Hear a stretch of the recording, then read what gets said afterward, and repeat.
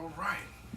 It's good to see all of you, and we are going to be in Numbers chapter 11 this morning, and I think I saw someone passing out Bibles. If you do not have a Bible and you'd like to borrow one from us, all you need to do is raise your hand and we will get one to you. Numbers chapter 11, and this chapter, believe it or not, is everything that happens in this chapter is surrounding food. The people are fickle for food. And at first, when we hear that, we might think, for food, like, what is their problem? And yet we find ourselves oftentimes, we've got a term. The term is hangry. How many of you have ever experienced hangriness before? Yes. Hangry means that you get so hungry that you're angry. And you can get angry, you can lash out at anybody around you. I can remember, I told this story recently, so you may have heard it from me recently, but I can remember years ago when my kids were little, and when I first started taking them out by myself and shopping, to go do stuff, run errands or whatever throughout the day. And I can remember that early on they would they'd start to get real whiny. And me being, an adult, and I'm the type of person that I can get focused on something, and to the point that I don't even need to eat. I'm not even thinking about food. And then later on during the day, I'll be starving, but in the midst of the day, I can just go. And so as I'm, going throughout the day with my kids in tow, and we're just moving from place to place, and I think the first time I remember it was we were Christmas shopping for their mom and for, other people in the family, and we're just going, from the mall and going all over the place. And they started getting whining. It's like, man, what is your problem? What are you whining so much for? Like, my first response was, quit being so selfish. We're out here shopping for other people. Quit crying. And it wasn't until later on that I realized that it was because they were hungry. They were little kids. They needed to eat. I was an adult, and I was just, kind of like on the move, like, let's just go. And it's like, oh, what a bummer. So, after that, obviously, we'd go out shopping and doing things, or we'd be out for the day, and I would make sure, okay, we got to take a break, we'd take some snacks and all those kinds of things. And then from then on, you're like, let's stop, let's get something to eat, man. I'm going to hook you up. Let's stop, and we'll stop at In-N-Out, or we'll stop for burritos or whatever, and we'll just get hooked up, and then we'll continue shopping. And I realized that there was something to that. Some of us here in this room will get angry at people when we are hungry, when we haven't had enough food. We might get angry. And that is happening in this chapter. And what we want to see is, how does God handle that? One of the things that I love about the Old Testament, we're reading through the Old Testament on Sunday mornings. One of the things that I love is just having these general ideas. We get this picture of God, this basic picture of God, and how he operates with his people, how his people can be toward him, and then how he treats his people. And so that's why, as we're reading through this, man, we learned some great lessons in this chapter. There are two main divisions. You can see them up on the screen already. There is complaining, and then there is the craving. And so we're going to look at both of those. Let's look at complaining first in verses 1 through 3. So it says there in verse 1, now when the people complained, it displeased the Lord, for the Lord heard it, and his anger was aroused. So the fire of the Lord burned among them and consumed or killed some in the outskirts of the camp. Now, we just talked about a moment ago about, man, what are these basic lessons that we get? Well, obviously we learn this. We learn that God does not like complaining. Did you see that in there? The people complained. It displeased the Lord. Now, that ought to be enough for me to know that, hey, I should not be complaining, but, I still complain. But we need to understand that in our complaining, God does hear it, as it says here, for the Lord heard it, however, it displeased him. I need to know that my complaining displeases the Lord. Now, the next thing that happens is that his anger was aroused. And what he does is he judges the people. In fact, this is a fiery judgment here. So the fire of the Lord, he sent down fire to consume or to kill some of those that were on the outskirts of the camp. you get this picture of these people that are complaining, and they're out at the edge of camp. They're not, they're not with everybody else, mixing it up, but they're out there on the edge of the camp and they're complaining. And God here sends this fire and consumes some in the outskirts of the camp. But that valuable lesson, that man, I need to just be careful with what I'm doing and how I'm complaining. Now, we're not told there in verse 1 expressly why it is that they were complaining, but as we will find out, we'll continue to read, it had to do with food. We'll see it in just a moment. In fact, what they were complaining about, and this is what they'll complain about in a moment, is, man, we don't have enough meat. And we might find ourselves complaining, man, go to the refrigerator. You guys have probably never, ever done this. But go to the refrigerator, look through, and your refrigerator's full, because we live in America, man. You got a full refrigerator. And then you look through there and you'll do something like, not you, I'm sorry, but some people will look at it and be like, oh man, there's nothing to eat in here. What we mean by that, when I've said that before, what I mean is, look at all this food. I'm way too lazy to prepare any of it. So now I'm angry at my mom for not having, some microwavable mac and cheese, or, just have something that I can just stuff in my face right now. And people can find themselves complaining about that because it's not the right type of thing. These people were being fed by God. God had said something called manna to them, and we'll look at what manna is in just a moment. They had food to eat to sustain them, but they were not happy with that.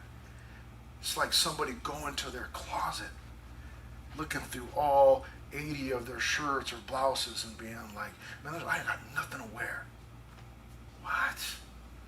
Man, you got a closet full of stuff, and you got a closet full of shoes, everything that I know, but man, I wore that last time or whatever, I just, I don't have nothing to wear, and getting angry about that. God is supplying all that they need. And so we find here that when they complain, it displeases the Lord. I need to be careful that when I start complaining, it displeases the Lord. The Lord hears it.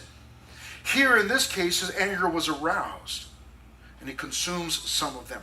But in verses 2 and 3, we see that the fire is quenched. How is the fire quenched? Well, in verse 2, it says that the people cried out to Moses. And when Moses prayed to the Lord, the fire was quenched. This is how it works. The people bring their complaints to Moses. Moses turns and talks to God, and then God responds and stops the fiery judgment.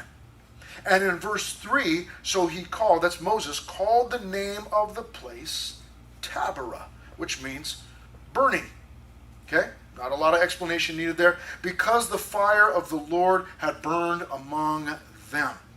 So those first 3 verses really give us an idea of what the rest of the chapter is about. However, you need to know this. What we just read right now, this is a pattern that the children of Israel will continue to repeat.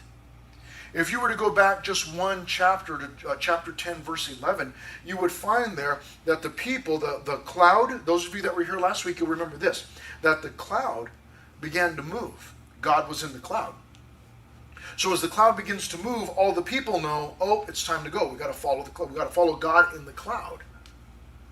So they have, and we're told back in chapter 10 at that point that it is I think it was the 21st day of the second month of the second year. So they've been out of Egypt for a year. They're heading into their second year. It's the second month.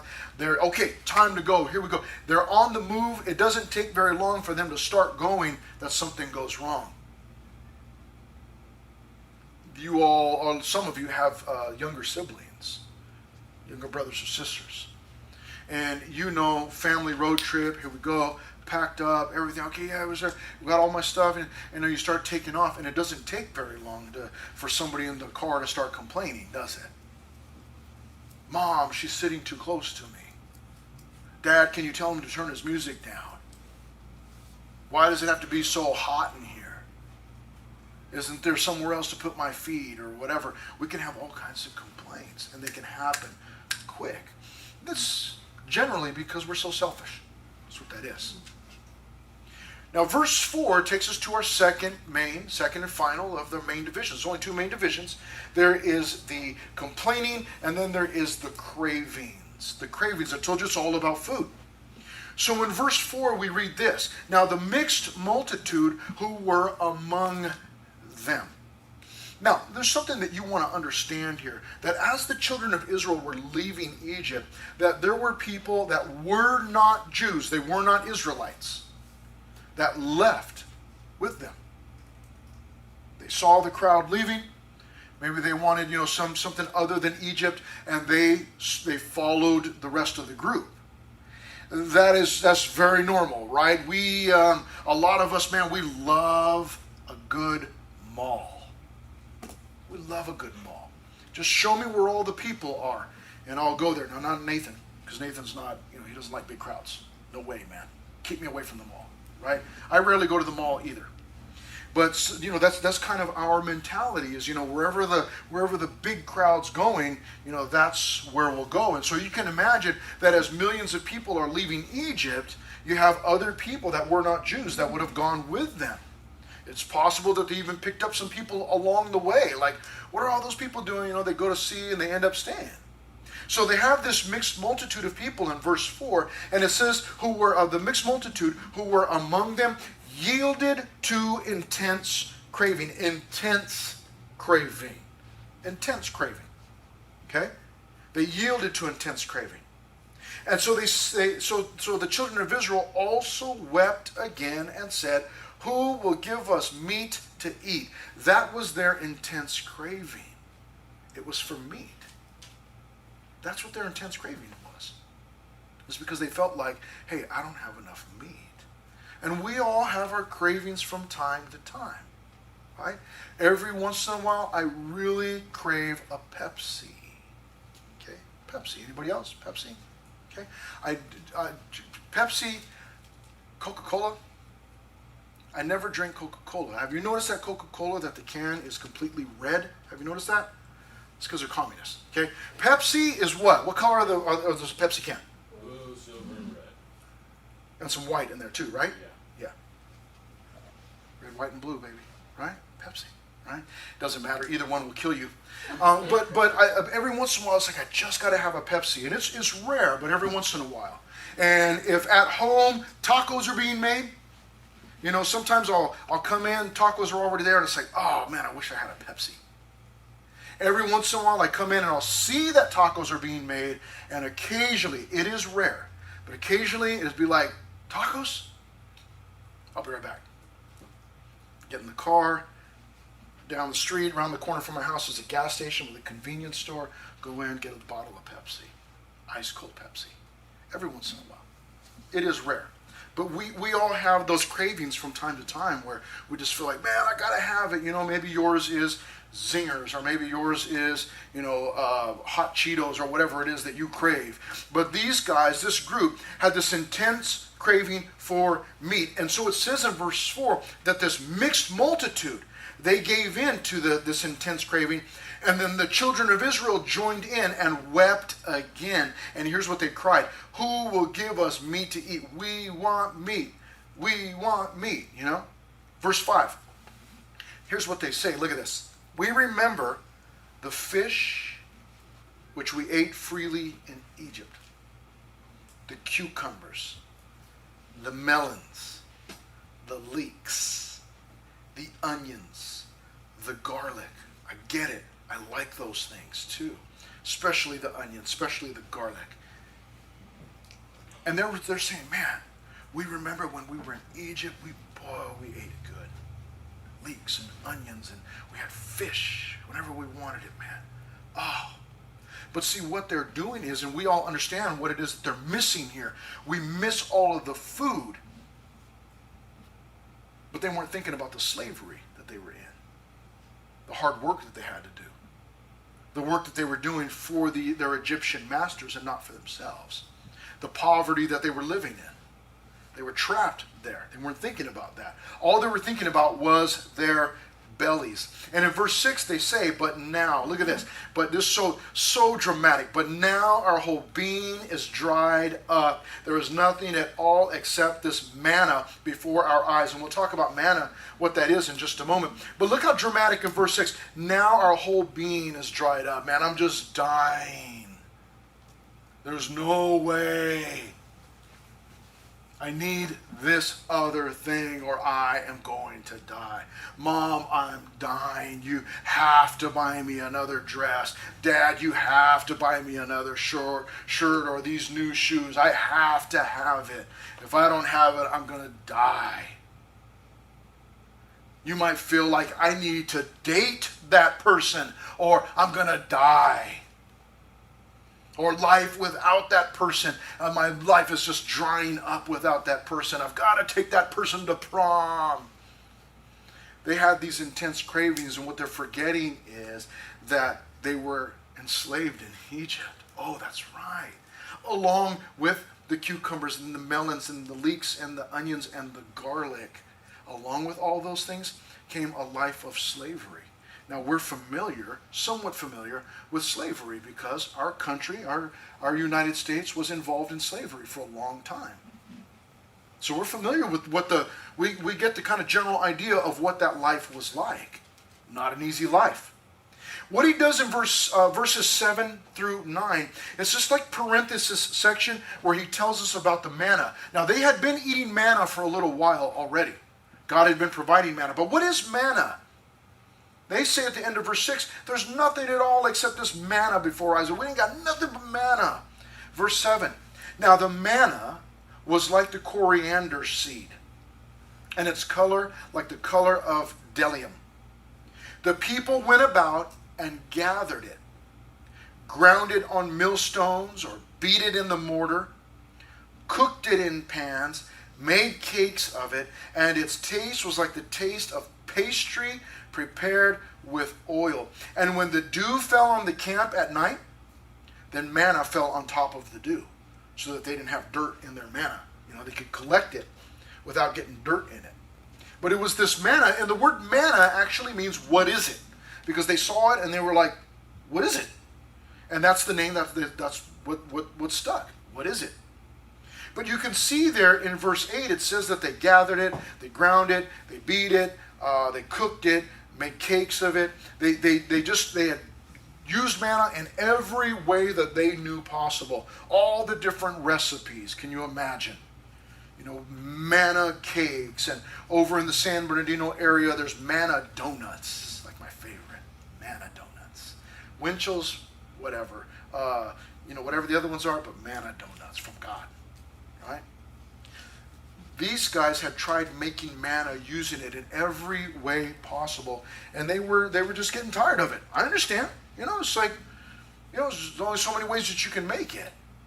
But manna is what they had because God had provided that. Now the problem is here in this chapter that they have become ungrateful.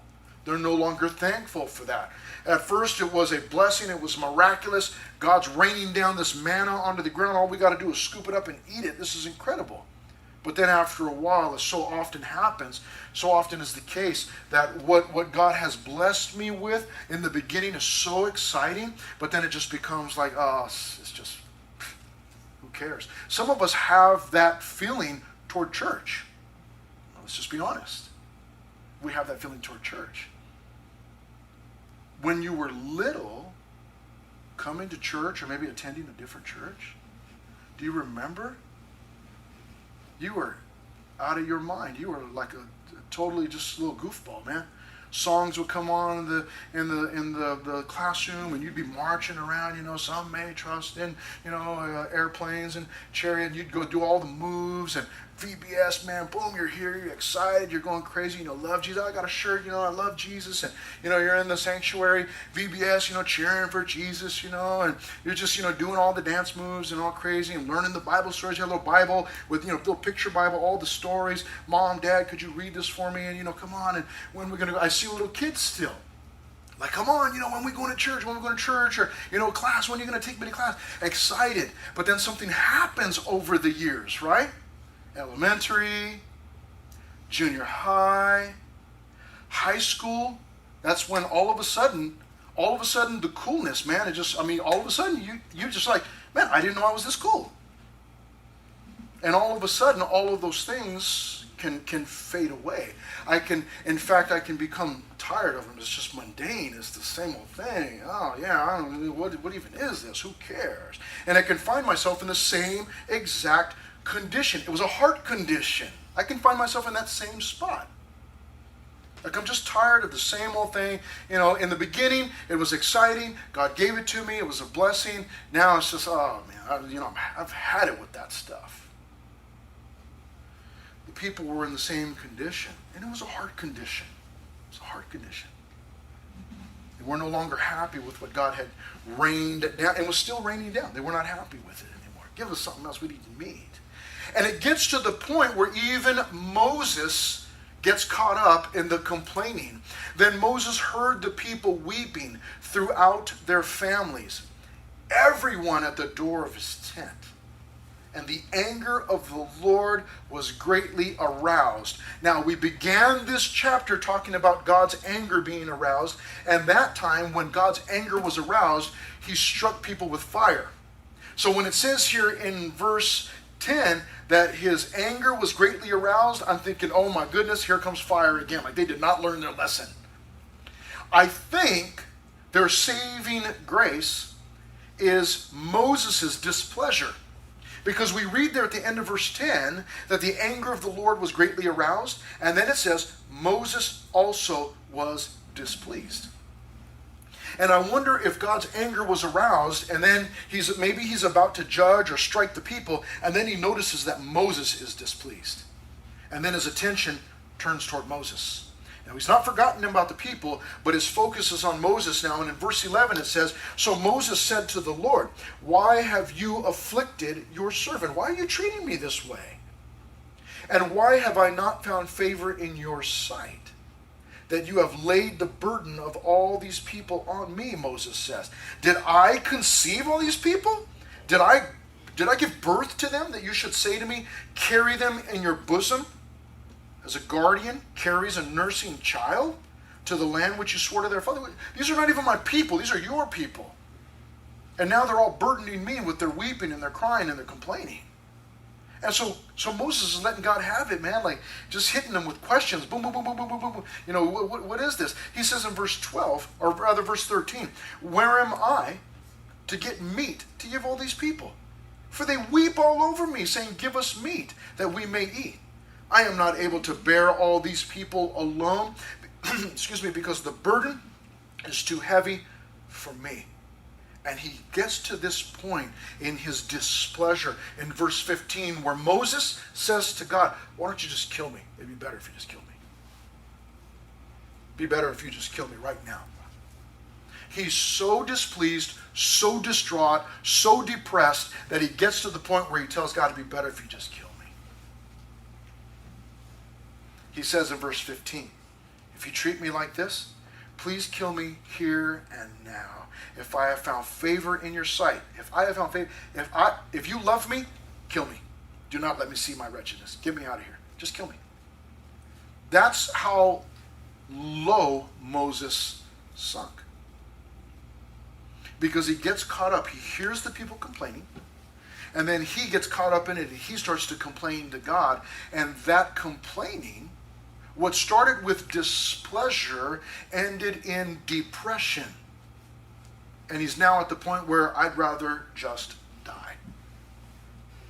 Now, I do have to point this out. Why was it that Moses was there? Because Moses is being selfish.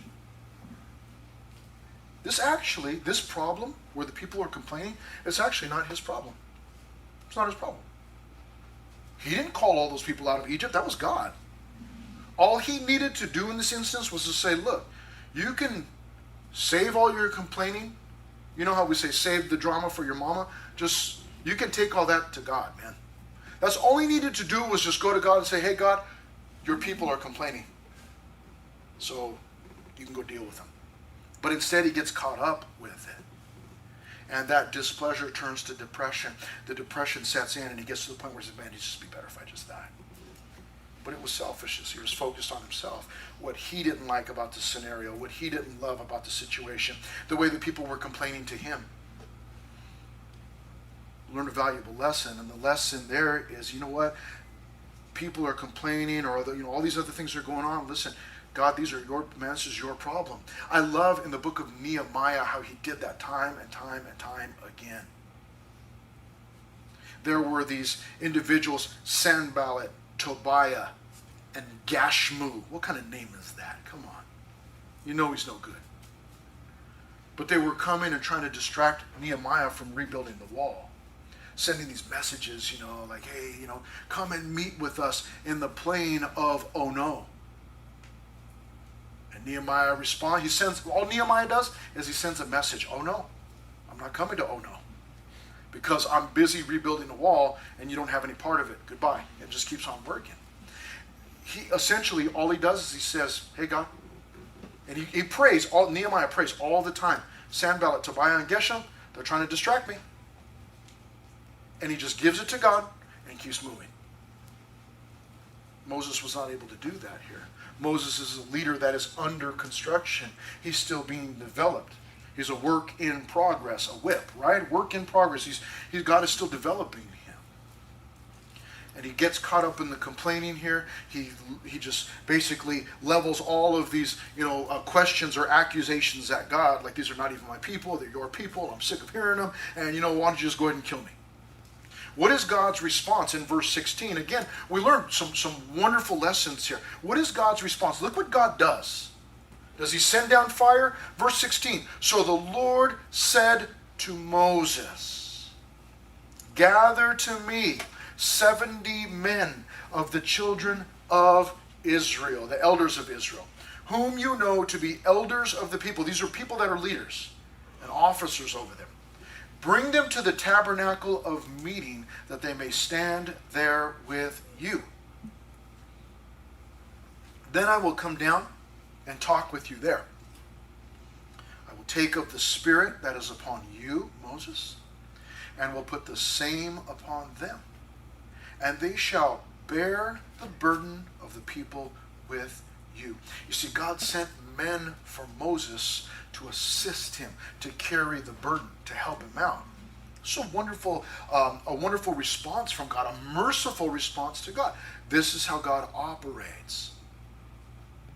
He is most of the time merciful. Yes, there are those times of judgment, which we open up this chapter with. Yeah, there are those times of discipline. But for the most part, he's merciful, and he's merciful here to Moses, and says, I'm gather up some men for you to help you bear the burden.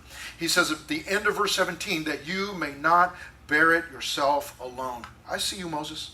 I see you struggling, and I'm going to send you some help. Nothing better than that. When a leader gets, some help from God, I'm going to send you some people. And then in verse 18, God's attention is turned back toward the people. And that's where we get this. We get meat for a month. Oh, meat. Now, there are some of us in here that are vegetarians. You don't like meat. And that's fine. But there are other people in here that love meat. Bacon. Steak. Bacon-wrapped steak.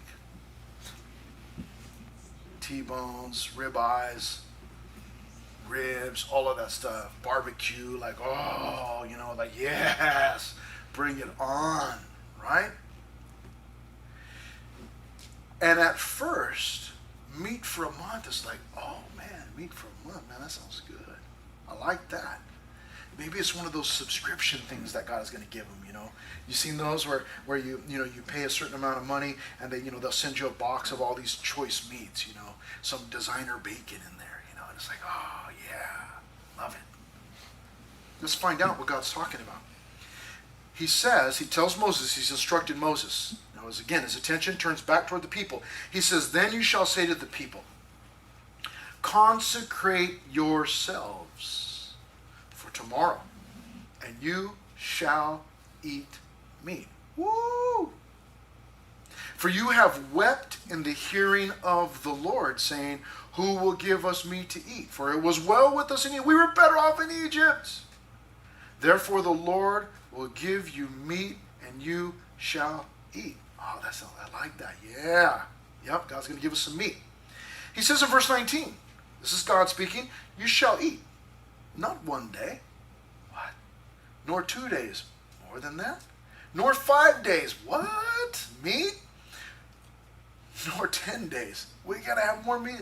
And nor 20 days. Wow, we're going to have enough meat more than 20 days. He says, but for a whole month until it comes out of your nostrils. God says, you want meat? You want to cry, complain? You want to be unthankful for the things that I gave you? I'll give you so much meat that you're going to vomit it up and it's going to come out of your nostrils. Everybody has done that before. You've choked or you threw up and, you were drinking some soda or so, soda comes out of your nose, man, it burns like crazy, right? You ever done that? No? Like, no, I've never thrown up in my life. Liars. But that soda comes out, it's like, oh, and God says, I'm going to give you so much meat, man, that you're going to be sick of it. You're going to barf it up and it's going to come out of your nose. He says, you want to cry and complain? You want to not be grateful? All right, I'm going to hook you up. It's like, no, God, no, don't hook me up. I was just kidding. But we got to be careful, man. Sometimes we can be so whiny with the Lord and crying and complaining and how come I don't have this and why didn't I get the new Air Force Ones and how come I didn't how come I can't do such and such and how come we can't go eat there and why can't we go vacation there and why can't I have that guy or why can't I have that girl and come on God and we can complain so much that there may be a point that God says, okay, you want it? I'll hook you up. And I've seen it in the area of relationships over the years. People who didn't want to wait for the Lord. Some young lady, like, no, he's this. Look at him. I mean, man, he smells like H&M, and like, let's I think this is from the Lord. And no, I'm not waiting for God. I'm just going to go get this myself, and I'm going to win this guy. And they win that guy only to later on be sorry that they ever won that guy. Because, yeah, it looks good. He's got muscles, but then gravity sets in, and those muscles, boom, become a belly. They change. But maybe we had our eyes set on something else, the outward appearance, and we weren't concerned with anything else. Same thing with the guys and the girls. But man, I gotta get this girl, I gotta get the hookups, and gotta take her to prom, I gotta do this, and we have all these thoughts, man, and we're not consulting the Lord, we're just trying to get it on our own, and then maybe we just, like, come on, Lord, why don't you hook me up, I'm yours, I belong to you, and just come on, look, she's beautiful, and man, she's got a little cross necklace, she must be a Christian, Lord, give her to me, and we can go after something that God is saying, no, it's not time yet, you gotta wait, I gotta develop that person still. She's not ready yet. He's not ready yet. Hold on.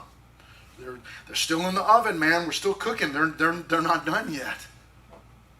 And we jump in, crying and complaining to the Lord. And there may come a time where God says, "All right, you want to forget my will? You want to do your own will? Go for it." And then afterwards, we're sorry. I've seen it more. I've seen it too many times. People who go ahead and get married. And then like, man, what was I thinking? Why did I do this? Why, then there's regret. Then there's, what does the Bible say about divorce? How can I get out of this? Because now there's regret. Now there's sorrow. We've got to be grateful for what God has given us. It would have been better for the people to say, God, I'd really like a steak, God. But I'll be satisfied with manna.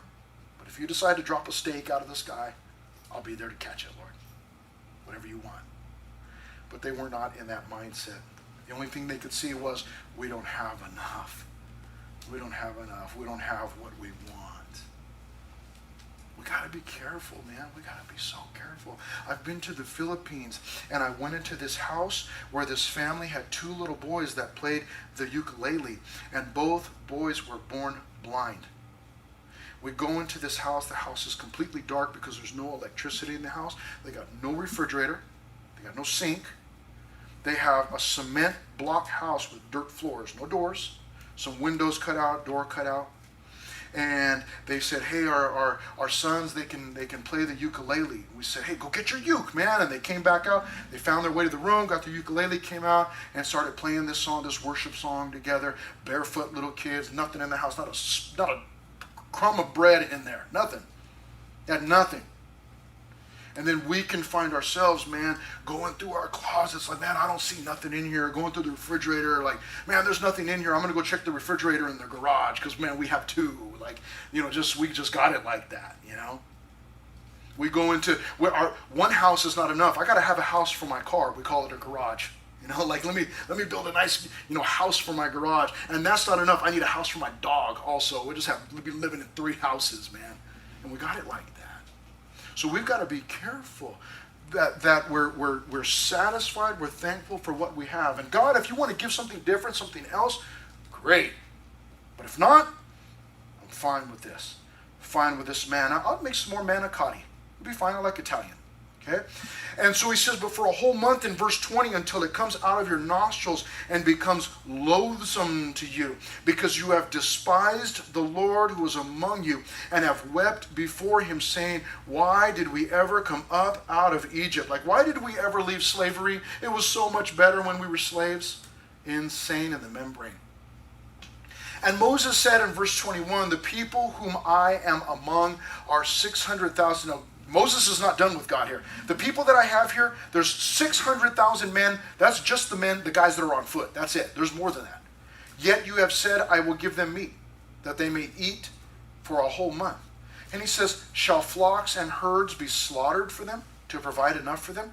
Or shall all the fish of the sea be gathered together for them, to provide for them?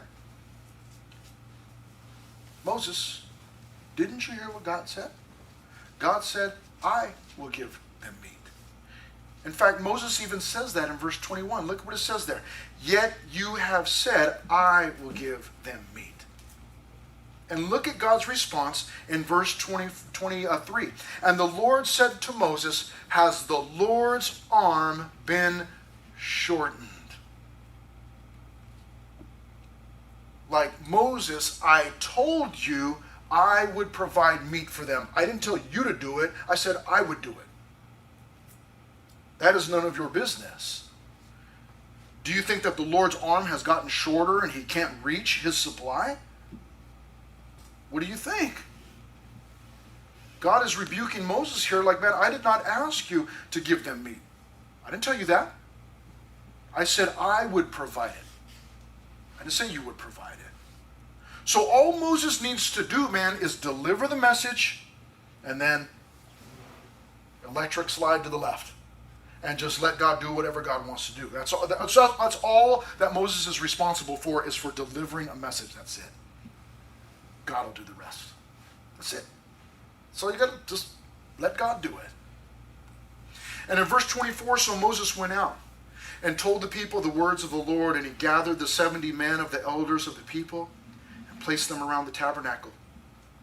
Then the Lord came down in the cloud and spoke to him, and took of the Spirit that was upon him and placed some upon the 70 elders. And it happened, when the Spirit rested upon them, that they prophesied, although they never did so again. Now in verses 26 through 30, we get this kind of parentheses again. We kind of focus on this prophesying, but we'll come back to the food in just a moment. Verse 26. But 2 men had remained in the camp, like, I'm not going over there. I'm one of the 70, but I'm not going. The name of one was Eldad, and the name of the other, Medad. And the Spirit rested upon them. Even though they didn't show up to the meeting, the Spirit still rested upon them. Now they were among those listed, but who had not gone out to the tabernacle. Yet they prophesied in the camp. And a young man ran and told Moses and said, Eldad and Medad are prophesying in the camp. They didn't show up, but they're prophesying. So Joshua, the son of Nun, Joshua, we know, he's going to take over after Moses years from now. But in this instance, look what Joshua says. Joshua, the son of Nun, Moses' assistant, one of his choice men, answered and said, Moses, my Lord, forbid them, with an exclamation mark. Did you hear that? His assistant is now telling him what to do. This young man Joshua, who would become a fantastic leader later on, he's learning leadership right now under Moses, but he's the assistant. But now he finds himself telling Moses, he doesn't like that these two guys are prophesying. Well, they didn't show up for the meeting, so why do they get blessed with that stuff? They shouldn't be doing that. And Moses said to him in verse 29, are you zealous for my sake? Oh, that all the Lord's people were prophets, and that the Lord would put his spirit upon them all. And Moses returned to the camp, both he and the elders of Israel. Like Joshua, it's none of your business, man. God can bless whoever he wants to bless. And in verse 31 and 32, we find that there's meat for a month. The first thing we find is that it is extensive. When God provides, man, he outdoes himself. Verse 31, now a wind went out from the Lord, and it brought quail from the sea and left them fluttering near the camp. About a day's journey on this side, and about a day's journey on the other side, all around the camp. And about 2 cubits above the surface of the ground. So these quail, they were piled up on top of one another. So God directed them in for the people.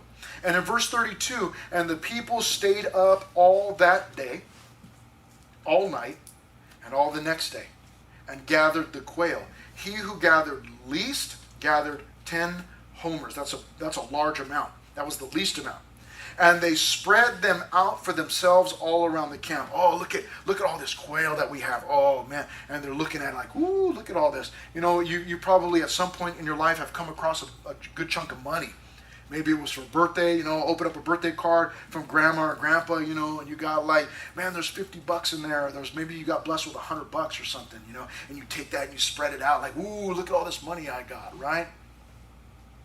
And then you go to one store, boom, done. You realize $100, that's nothing. Let's go, Granny, step it up next time. Need 200, put 2 bills in there, right? They spread it all out. They're looking at it. And the next thing they find out is that this meat is expensive meat. But while the meat was still between their teeth, before it was chewed, the wrath of the Lord was aroused against the people. And the Lord struck the people with a very great plague. They paid with their lives for this meat. Why? Because they had no notice of God. They didn't gather up the meat and say, thank you so much, God. All they were focused on was, how much of this meat can I gather up for myself? How much of this meat can I gather up for my family? Total selfishness. Total selfishness. And because of that, God's anger is aroused and they pay with their lives, man. Expensive. Was it worth it? No.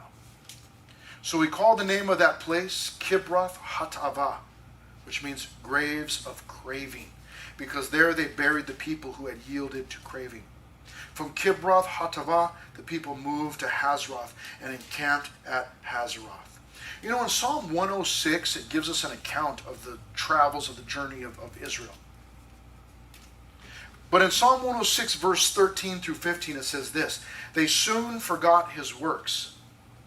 They did not wait for his counsel, but lusted exceedingly in the wilderness and tested God in the desert. And in verse 15 of Psalm 106, it says, and he gave them their request, but sent leanness into their soul. He gave them their request. But spiritually they were sick. We want the opposite to happen. We want God to fill up our soul. Not leanness, but fullness. And if that means that we have to go without other things, you know, maybe we go without a full fridge or go without a full closet. Or we go without things, as long as our soul is full, we'll be satisfied. But the problem is that when you desire and lust after things, there may be times where God gives you a request, but then your soul becomes lean. You're spiritually sick or spiritually unhealthy. And the problem with that is like soda. You know when you're thirsty, crack open that Pepsi or grape soda or whatever kind, you know, and you drink that thing. Oh man, for a moment it's like, woo, quench my thirst. But what happens a little while later? Anybody? You're like, I don't know. I don't even know what soda is. I've never had one in my life. Come on. You have them for breakfast, lunch, and dinner. You drink a soda, and then it quenches your thirst for a short time, but then a little bit later you're thirsty again. Oh, man. I don't want water. Give me another soda. Crack goes in. What happens is you're not really being satisfied. You think you are. It's momentary. But then you find that you crave that sugar more and more and more and more, but it's not satisfying your thirst. What I want is the opposite to happen. What I want is for my soul to become full. I don't want God to just give me my request. I want God to do, whatever's best for me, God. That's what I want. Yeah, yes, I would like this thing or I want this thing, but God, it's according to your will. Don't let it come at the expense of my soul. I want to be spiritually healthy. Spiritually healthy. It's so funny when I go to my barber. I've been going to my barber since I was in high school. When I first started going to my barber, he's a little bit older than me. When I first started going to the barber, he had this nice, what we call copete. It's like a pompadour, man. Nice hair. Now he's completely bald, man. All his hair fell out. And we laugh about it because some of you have seen my son. My son's 25, thick hair, good looking guy. And I'll tell my son, yeah, your hair's pretty cool. Better enjoy it because it's going to start falling out. I go to the barber, and the barber will be cutting my hair, and we crack up because he's a Christian. And he'll be like, hey, man. He has an accent. Hey, Christopher, your hair's getting thin, bro. I said, I know, dude. Remember when I first came, it used to be all thick, all kinds of hair. And we crack up. But I'll tell him, yeah, but, hey, the outer man is perishing. I'm dying. That's what we all do. We're all dying. The outer man is perishing, but the inner man is being renewed day by day by day by day. That's the goal. Yeah, you're beautiful right now. Young, beautiful, fit, Drink whatever you want, sodas, eat whatever you want. Not a big deal. But the outer man is perishing. Now, the point is this. Yeah, maybe, you can get older. Well, I could do plastic surgery. Okay. Go ahead. Do all that, whatever you want to do. But listen, the goal is that as the outer man perishes, gets older, that the inner man or the inner woman, your spirit, is being renewed day by day. That's the goal.